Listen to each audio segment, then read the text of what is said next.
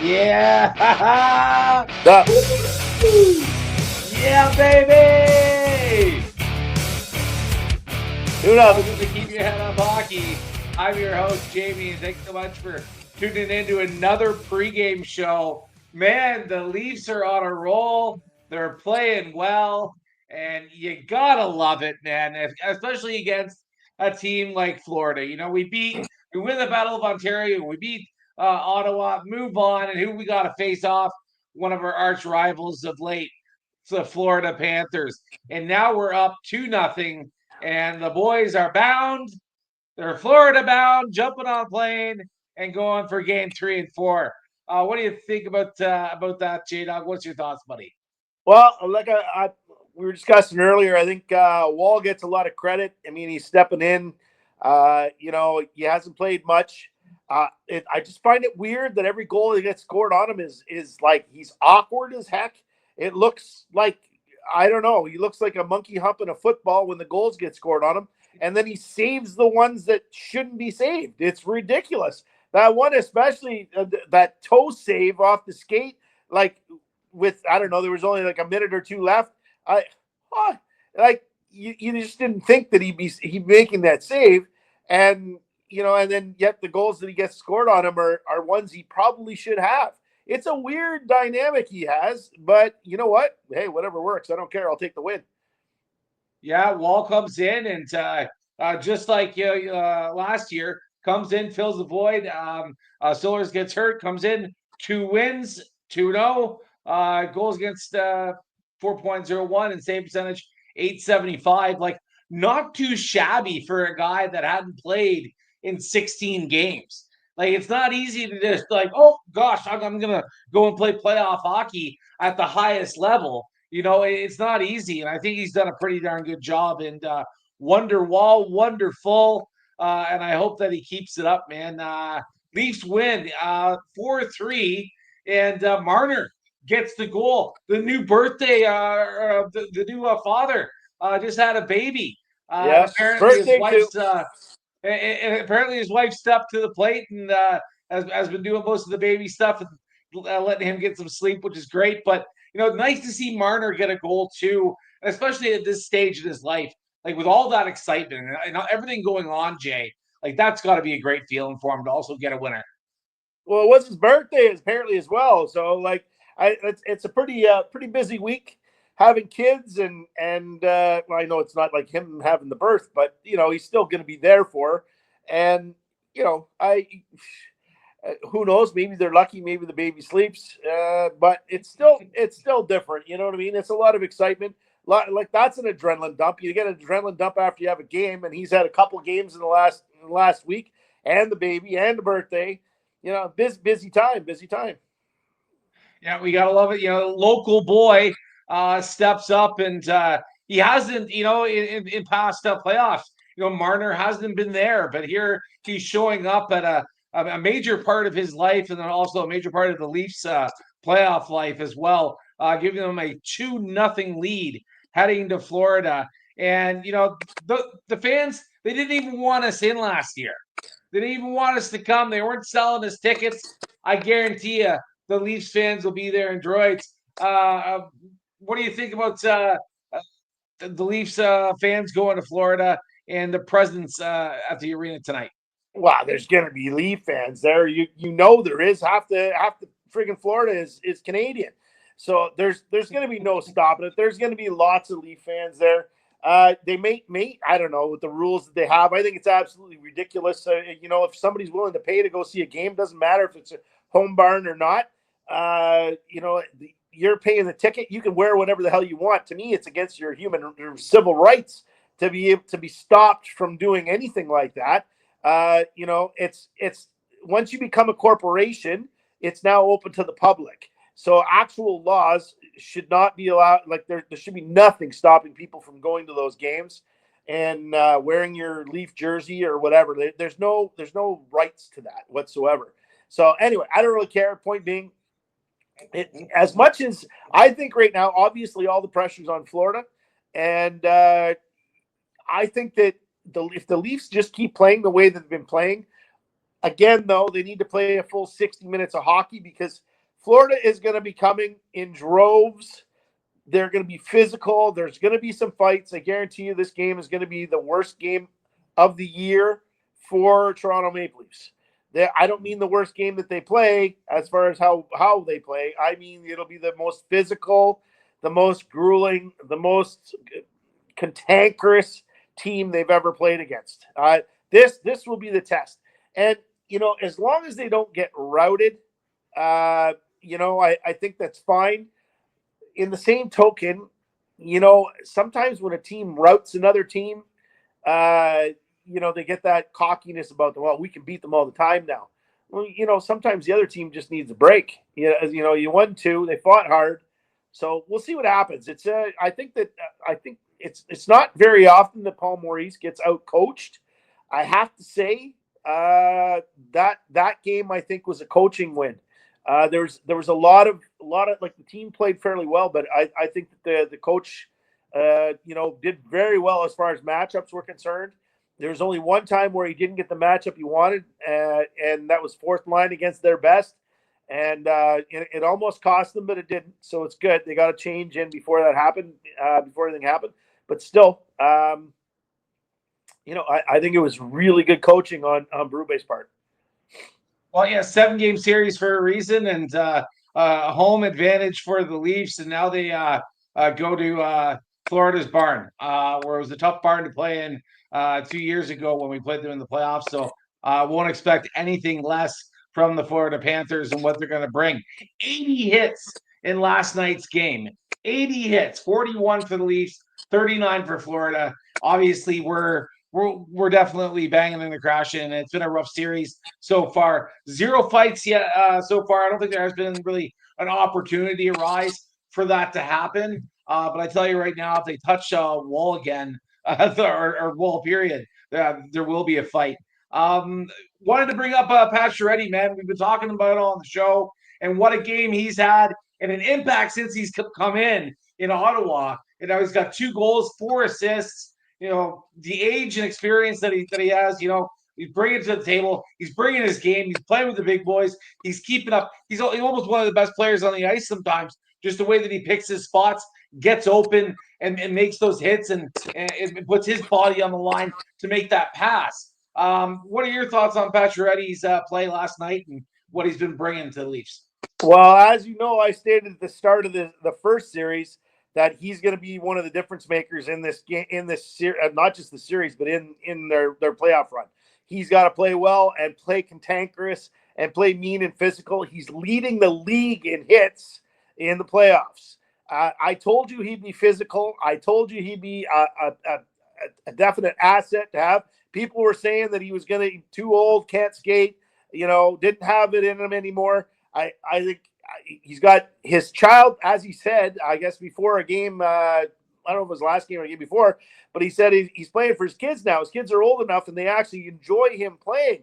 And if you saw last night on his stick, he actually had Enzo written on his stick. So he's playing for his kids now, which makes a difference. You're now playing for legacy. You're at this point, you're playing for legacy. And when you have young kids that actually are starting to understand what you do for a living, how famous your dad is, and his kid apparently loves hockey.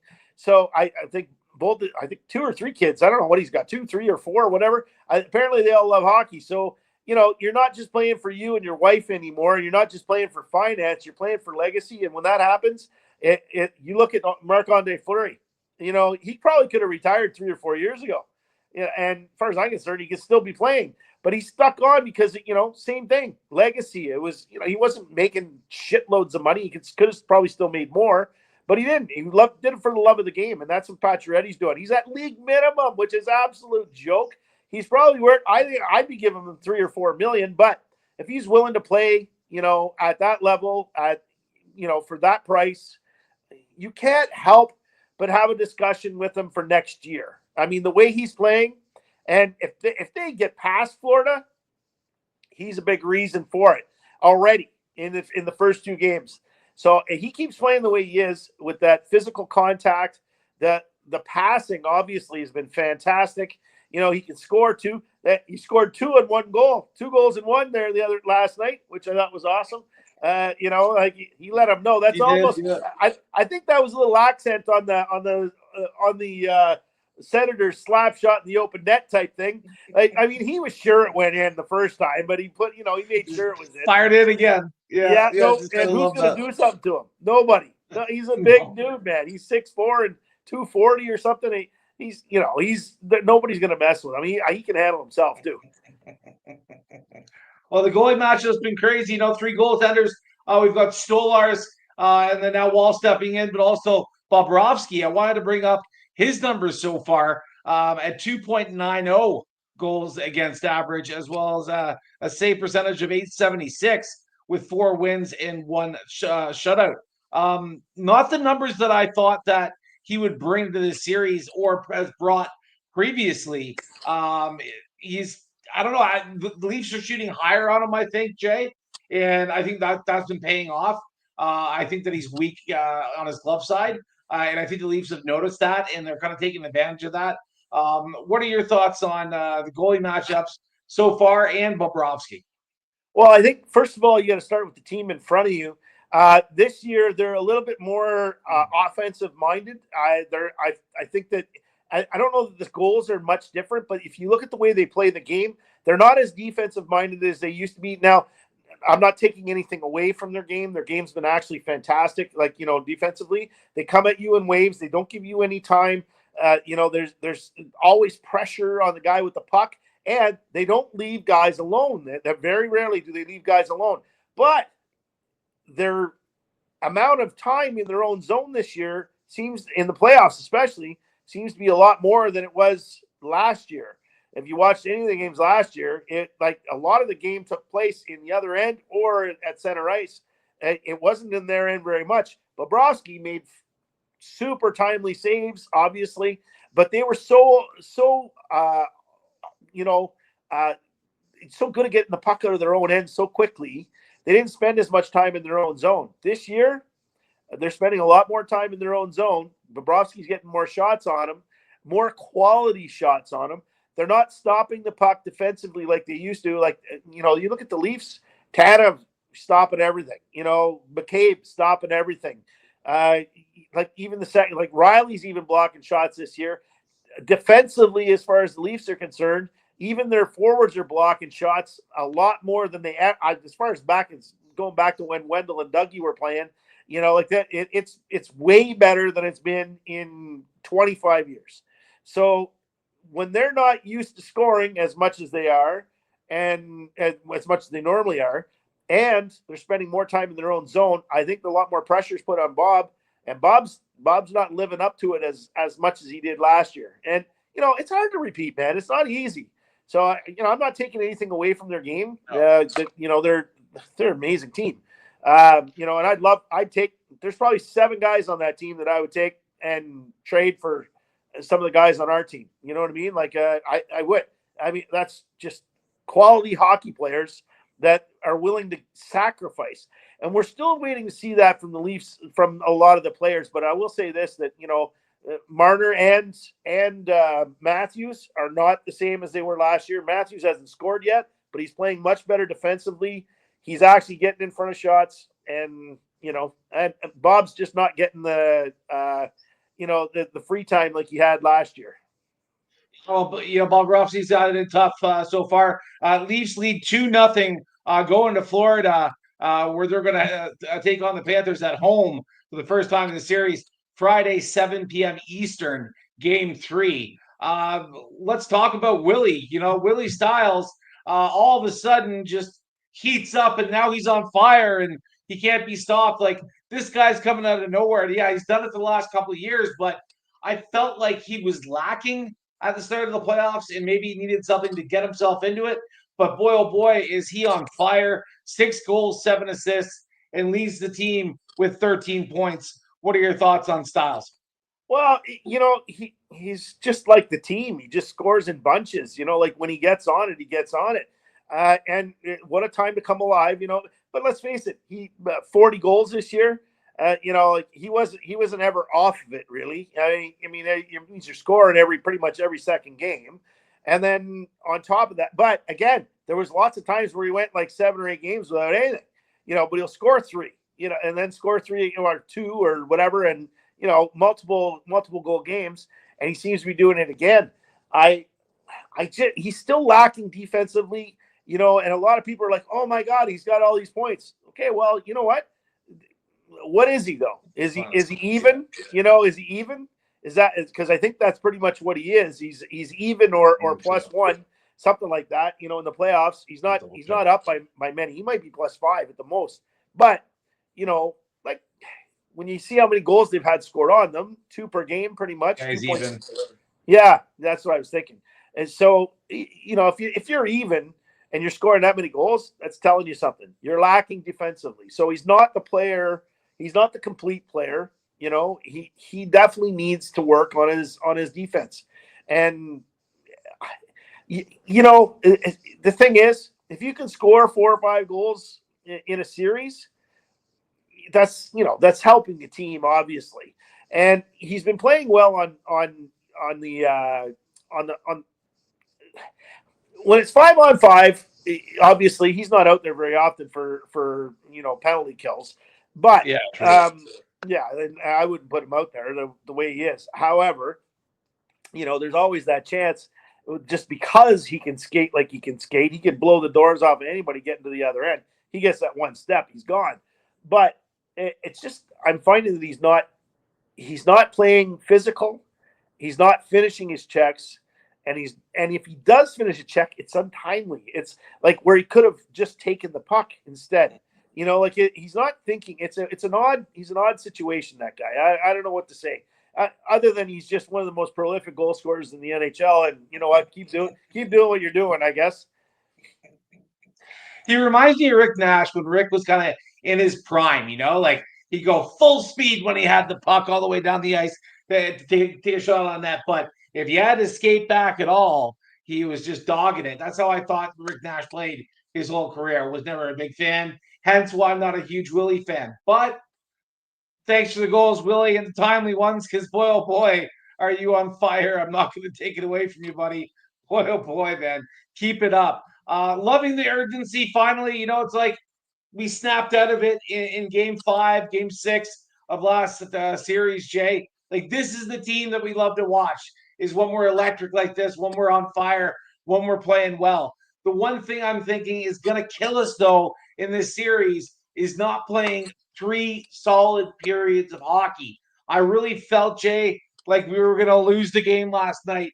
If a bounce didn't go our way and we went to overtime, it was going to be another coin flip.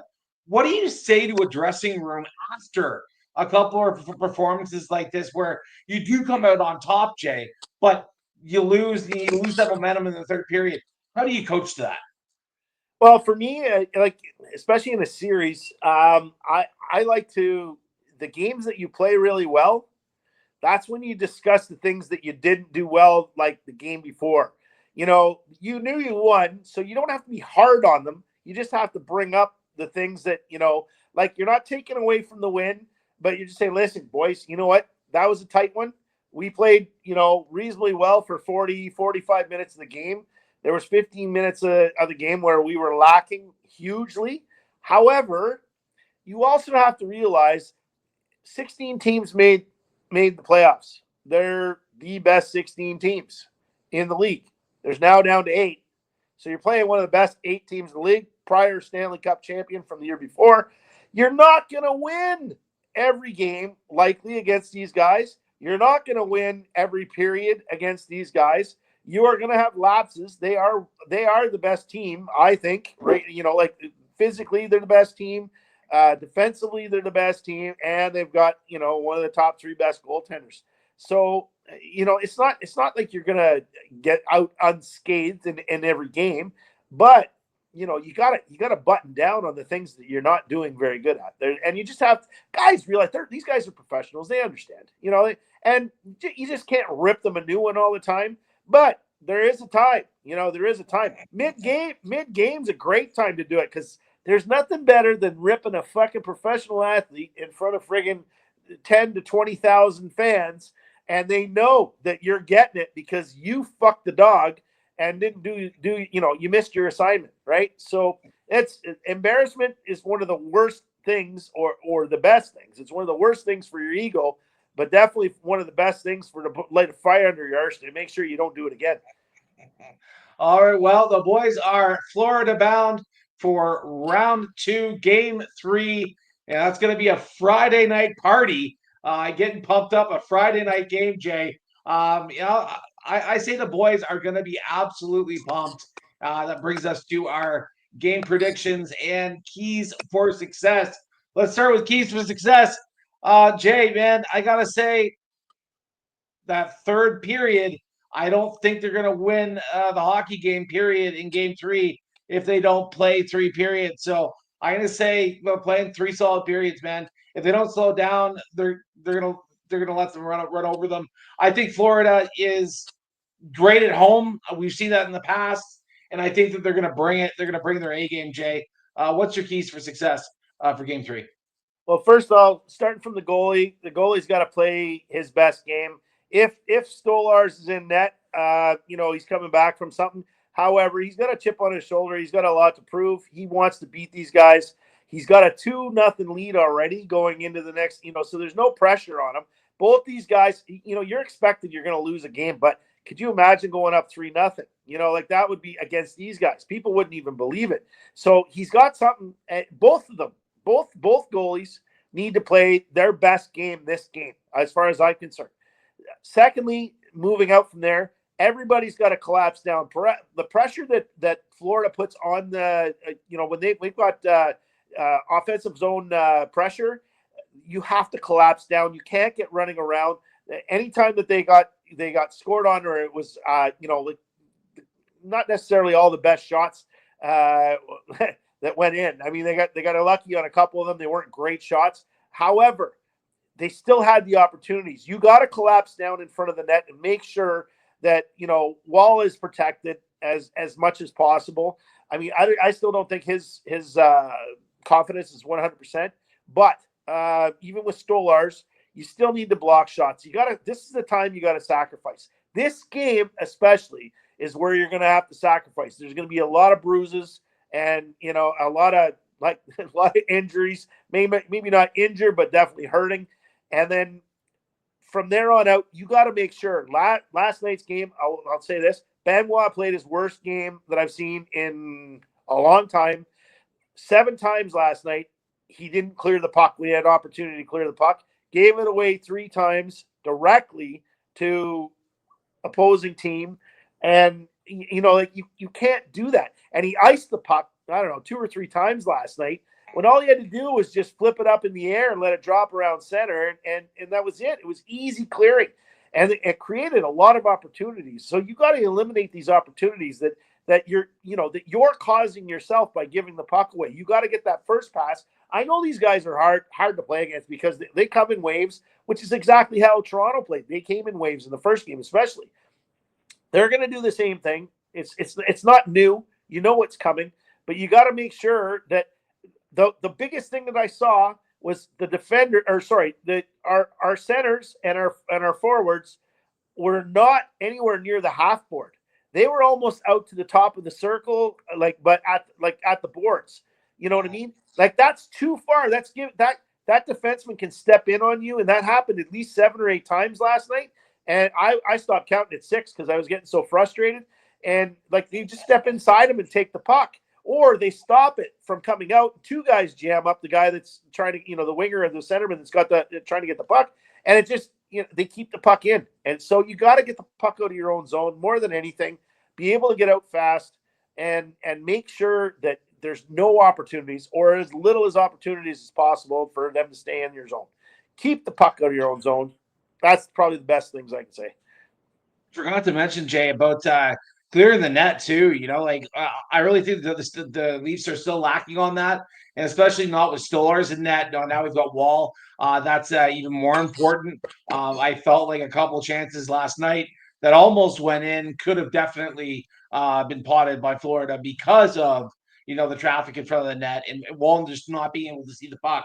So I think that's really important for the win on Friday in Florida. Boy, oh boy, Game 3, we're getting close. I'm not going to say it, I'm not going to jinx it, but if I'm feeling good about this right now, Jay, as long as we can play our game and bring, the pride, the courage, the honor, the passion, the grit, I think we can get it done. One guy that brings it better than all, we got to bring him up before the end of the show, Tanev. Man, oh man, this guy is phenomenal. The amount of block shots that he's had, the level of professionalism and drive and the urge to perform and do anything for the team. Boy, this guy's got it all. And boy, did we ever get lucky with Tanev picking him up. And he brings a ton to the team. Jay, what are your thoughts on Tanev? Well, he might be the best defensive defenseman in the league. If not, he's in the top 3 for sure. There's other guys that are more skilled than him, but he just does everything so easily. He doesn't rush. He takes the hit. He seems to be able to absorb hits very well, though. He got hurt last night, but that guy hit him high in the numbers. It wasn't a great hit. I think it was, it should have been boarding, but it is what it is. Didn't get up, didn't get up and complain. Went to the bench after he finished the play, and went back out on the next shift. The guy is an absolute warrior. His hockey IQ is fairly high too. Like, he's not just a big, strapping young lad who can do, has physical ability. He's pretty smart with the puck, and he knows when to jump in. He had some opportunities last night. He may not have jumped in like right up going up to the net, but he jumped in to make plays to make the puck move out of his own zone and through the neutral zone into the offensive zone. So he's not, he's not a stupid guy. He understands the game, and he's probably for me, if you could have, I would go, if I could have four of him, I'd rather have 4 of him than 4 of Ekblad or 4 of anybody else. Because, the amount of shots that he blocks, and if you listen to him on the ice, he's kind of a quiet guy as far as his voice is concerned, but you can hear him and he's talking, and he does a lot of grunting if you hear it. And it's like, I think that's how they connect. When he's playing with his partner, he's connecting with grunts. You don't really hear the talking, you hear the grunting, which I think is kind of funny, but I think that stops people from, like when you get behind a guy, you go, yeah, pass the puck, and it's another guy. You're not supposed to do that, but they do it, So sometimes people make bad passes because of that. And I think with his grunting, that's why he's always getting good passes. They know it's him. Calling for the puck. That's hilarious. Well, you heard it first from Jay. If you're going to have a war on ice, you line up the Tanevs. You get as many as you can to take on the world. But boy, oh boy, man, he's bringing a lot to this team, and just got to love it. We had to mention him. Last thing for the night, game predictions. I'm going to say we're going to throw up a shutout. We're going to do that. It's going to be 2-0. But unfortunately, it's going to be for Florida. I really think that Florida's going to have the type of game where it's going to just be their game. Everything's going to go right. They're going to play great. And that's my honest opinion. It's not going to be easy. It's going to be a war. It's going to be a battle. The series ain't going to be easy. And game 1 in Florida is going to show up to that. I think that Bobrovsky gets back on his game and has a great one. What are your thoughts on what's going to happen in game 3 in Florida?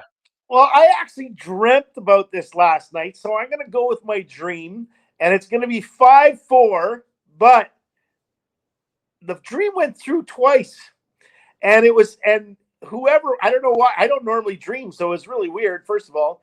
I have the same 4 dreams if I'm going to dream. It's always the same 4 dreams with little variations and difference. Last night, I actually had a hockey dream, which is, I guess I must be thinking about hockey lots, but whoever scores first will win the game, but I still think it's going to be a 5-4 overtime game. All right. Well, you heard I don't first. mean whoever scores first in overtime. I don't mean who scores first in overtime. That's kind of obvious. I meant whoever scores first in the game. Oh, too funny. Well, thanks so much for tuning in to Keep Your Head Up Hockey. I'm your host, Jamie, and we got J-Dog. Go Leafs, go. Let's go. Right to Florida. We'll see you next time. Thanks for tuning in. Cheers. Go Leafs.